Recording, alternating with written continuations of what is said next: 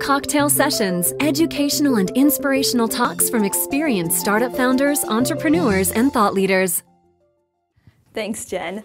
Lauren, I will be definitely calling you to get some help on magnetism. But I'm thrilled to be here with you guys today to talk about a topic that's very near and dear to my heart, healthcare innovation. And when I say close to my heart, I actually mean literally close to my heart. As Jen mentioned, I've done research at the Stanford Stem Cell Institute for regenerative medicine and stem cell biology for about 2.5 years. And me, along with some other scientists I worked with, we developed this technology to take skin cells, so literally your skin cells, turn them into these induced pluripotent stem cells, which are basically what we call stem cell-like cells. And then we can turn those stem cells into any cell of the body. I was working with some cardiologists, so we decided to turn them into actually beating heart cells. So we can take your skin, turn it into a stem cell, then turn it into a beating heart cell on a dish.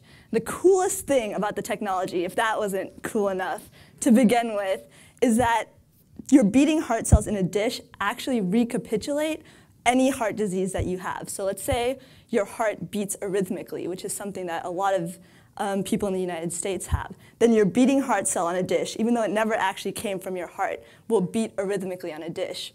It's pretty cool. So what we decided to do, there's so many applications for this. One of which is if someone has a heart attack, we can actually take their cells, turn them into their own heart cells, and inject them back into their heart to repair heart functionality. So 2 years and about 17 publications later, I decided to drop out of Stanford. I was an undergrad, dropped out my sophomore year to start this company called Stem Cell Theranostics.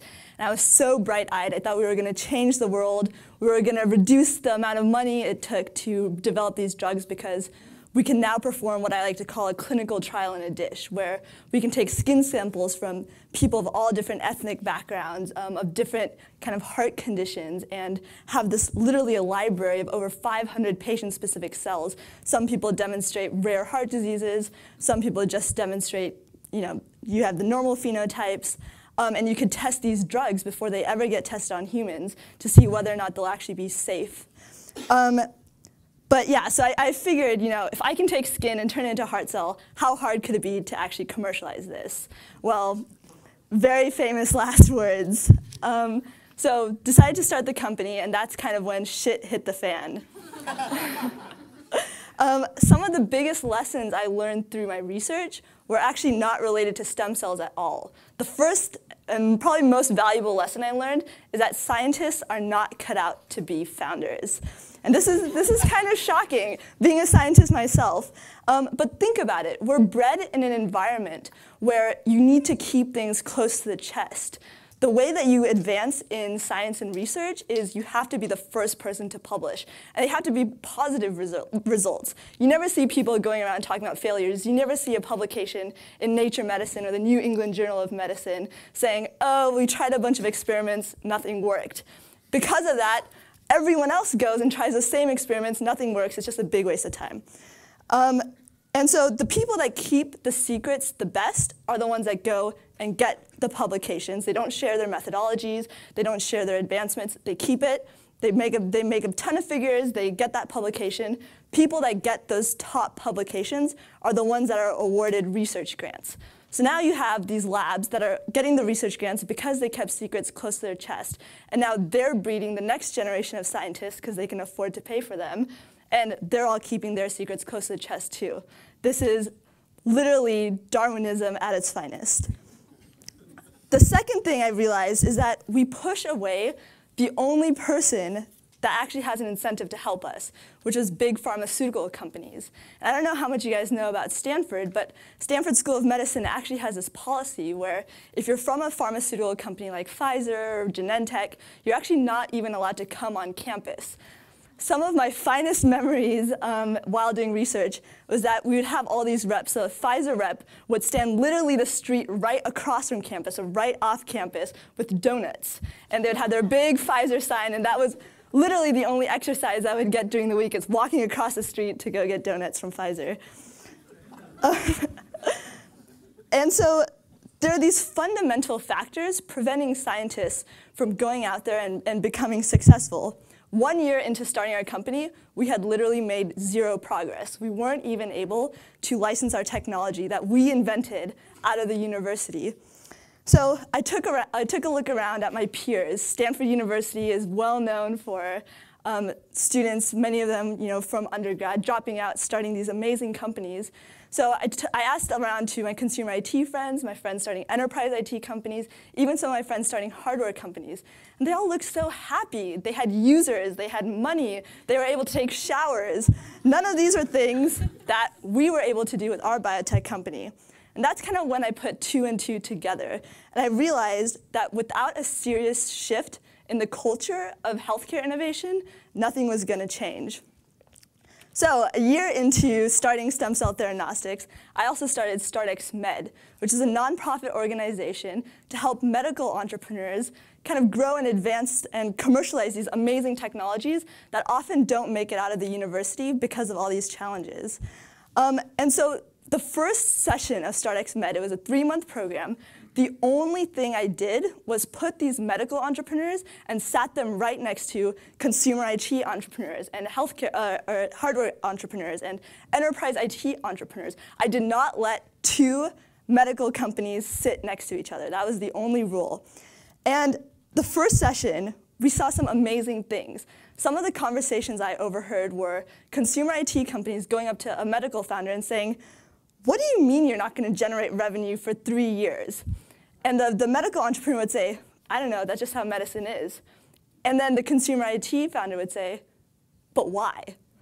And no one would have an answer to that. Why is it that medical founders never generate revenue until they're Series F or Series G? Why is it that founders always have this expectation that it's going to take us 25 years before anything happens? We need to change that paradigm. I would see an IT founder complain about bugs. They'd be very open about the fact that things weren't going well. And then they'd turn around and ask a medical founder and say, "What's been going wrong with you lately?"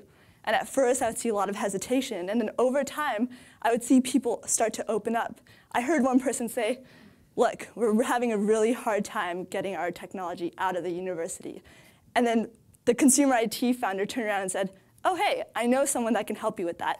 And the next week, that founder was able to go and license their technology out. It was really, really powerful. I saw gray-haired professors, one of my co-founders fits that description, sit side by side next to 20-year-old hackers and literally kill kind of the medical hierarchy which currently exists. They sat side by side and suddenly they were peers. Because of kind of this experimental environment that we were starting to create, Stanford Hospital, Merck, and Johnson & Johnson all signed on to help kind of foster this community. We were finally letting big pharma in to help give us advice, help give us kind of the expertise needed to help some of these medical founders advance. So these stories are all nice, they're all kind of qualitative, but I want to share with you some ways that it has actually translated into quantitative success. So first I'm going to start with just some stats on our own company since we've been a part of this community. First thing, we raised over $20 million in non-dilutive funding. So didn't have to give even 1% of equity, got $20 million, and that was because 3 other founders in our community gave us their grants and showed us what to do and what not to do. Second thing we did was we signed on 3 revenue-generating customers. This was before ever raising even a seed round. So we're generating revenue before having raised money. We got an exclusive license to our technology, which is a huge win for us. And now we're raising a $6.5 million seed round. And we have product, and we haven't even been around for 2 years. And every little thing that I mentioned that helped us was because of one person or another in our community. And I want to just leave you with some kind of aggregated statistics. So StartX Med has been around for now a year. We've supported 25 medical companies. They span from the digital health space to medical devices to biotech, biopharma, drug development, really, really hard industries to be in. So those 25 medical companies in aggregate have raised over $81 million. And I'm sure you all know it's incredibly difficult to get funding for a medical company. Second thing, in just a year, we've gotten 2 FDA approvals. So StartX Med companies are able to get FDA approvals in 50% of the time that it takes the national average for getting one of those approvals, which is kind of amazing. Our StartX Med companies are moving 2.7 times faster than their peers in their own industries. So you know that there's something going on about the ability to collaborate and share information and be vulnerable and kind of learn from each other. And the last statistic, which is one of my favorite, is that every top 10 pharmaceutical company is a customer of at least one of our medical companies. And most of them, are pre-Series A. So they're generating revenue, they're creating incredible technologies, they're learning, they're growing, they're developing as founders, even though they're kind of scientists who have been trained to not kind of display any of these characteristics. So thank you guys for listening, and happy to take questions.